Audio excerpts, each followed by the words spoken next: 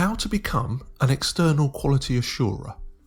Now, an external quality assurer, also known as an EQA, is that person who works for an awarding body, and they are involved with dealing with centres such as colleges, training organisations, companies, institutions, etc., who offer that awarding body's qualifications.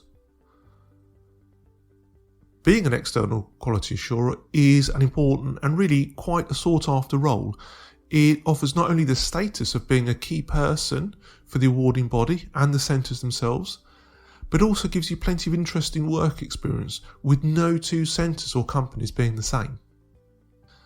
And if you think about what the work will actually involve, because you're working on behalf of an awarding body, they'll be the people you're reporting to.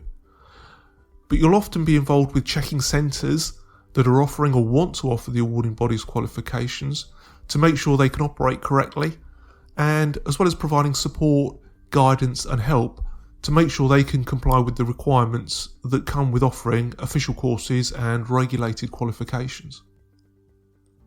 When you visit a centre as an external quality assurer, you'll be carrying out checks such as, well, first of all, checking that centre's own internal quality assurance is taking place correctly. You could also be comparing the centre's assessments with the awarding body requirements to make sure that assessments are fair and honest. You'll be making sure that the centre has enough qualified staff and all the adequate resources needed to offer courses and assessments properly. Being an EQA also involves meeting with centre staff such as assessors, IQAs, managers, etc. to check they're up to date with what they do. You'll also meet and interview learners to check that they're being given the proper support and guidance needed and that they're being assessed fairly. You could also review learner portfolios, sample work, have a look at records, etc. to make sure everything's up to date. Being an EQA is not just about checking up on centres, you're also in there as a support role, helping and guiding centres. You might be keeping centres up to date with changes in the qualifications or changes in best practice, letting people have discussions with new technology and assessment methods that are coming on stream, advising people on how to adapt the assessment processes to meet learners' needs, while still all complying with the all-important awarding body requirements. So think of being an EQA as being really an essential support and an essential link between the awarding body and the centres and staff actually dealing with qualifications on the front line. To be an EQA, you'll have to be qualified in your subject area and have plenty of subject experience. But that's not all of it. You'll also need a flair for getting along with people and be really good at meeting people, talking to them, as well as organising your work as an independent individual. You'll often find yourself working part-time if you become an EQA, so you'll need to be flexible and sometimes at short notice and maybe on an as and when required basis.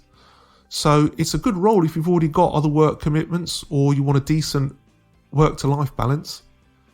And even though all awarding bodies have slightly different requirements in their exact specifications for EQAs, typical things you'll be required to have before entering the role: not only experience and expertise in your subject area, whether this is through your existing work experience, in or out of the education sector, you'll also need a working knowledge of teaching, assessing and internal quality assurance. Because you'll have a variety of centres to deal with, you might need to travel to different centres or different regions. And however hard the role is, you'll need to keep your chin up and have an enthusiastic approach to disseminating your knowledge and helping people out. These days you'll also need a suitable EQA qualification, or at least be working towards one, that is, enrolled on one and actively making progress towards qualifying. The most sort of typical requirement for this role is to have what's called the Level 4 Award in External Quality Assurance of Assessment and Practice, RQF, which is widely recognised as the full qualification to have for prospective and practising EQAs.